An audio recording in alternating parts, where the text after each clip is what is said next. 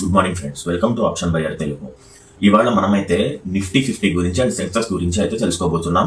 And ఇవి మనకు option trading కి చాలా ఇంపార్టెంట్, ఎందుకంటే మనం ఆప్షన్ ట్రేడింగ్ ఈ ఇండెక్సెస్ లోనే చేస్తుంటాం. T50 అంటే ఇండియాలో ఉండే top 50 stocks friends. And Sensex లో సేమ్, సెన్సెక్స్ లో 30 స్టాక్స్ ఉంటాయి. ఇండియాలో ఉండే టాప్ 30 స్టాక్స్ ఉంటాయి. ఆ 30 స్టాక్స్ నిఫ్టీలో ఉంటాయి. సో ఇండియాలో ఉండే టాప్ 15.6% అయితే మనకి హెచ్డిఎఫ్సి బ్యాంక్ ఉంది, ICICI bank 10.90 and Reliance 10.18 friends. So ఈ మూడు చాలా పెద్ద స్టాక్స్ అన్నమాట ఈ సెన్సెక్స్ లో. సో సెన్సెక్స్ ఇది మనకి ఎన్ఎస్సికి సంబంధించి నిఫ్టీ 50 ఒక weightage. So HDFC, ICICI, Reliance same.